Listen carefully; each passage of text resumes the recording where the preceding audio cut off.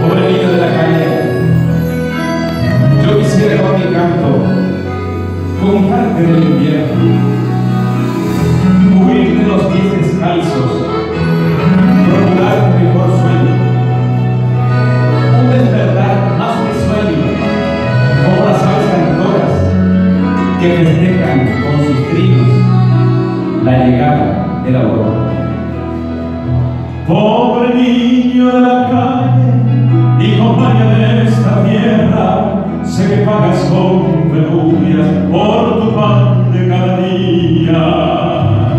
Esa mísera pobreza hasta el sueño te arrebata y convierte en amargura lo más bello de tu vida.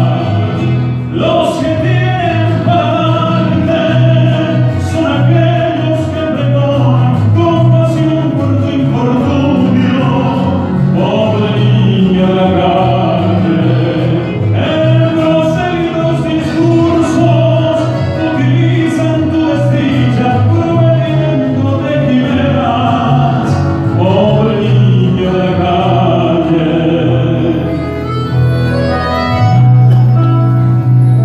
Esa lucha cotidiana contra el hambre y la miseria, quiera Dios que no marchite su veneno tu existencia.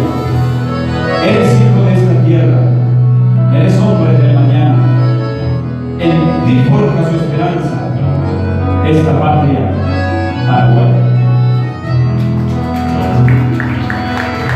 Como lirio que florece a la vera del camino, tu inocencia lo percibe, cuán incierto es tu destino.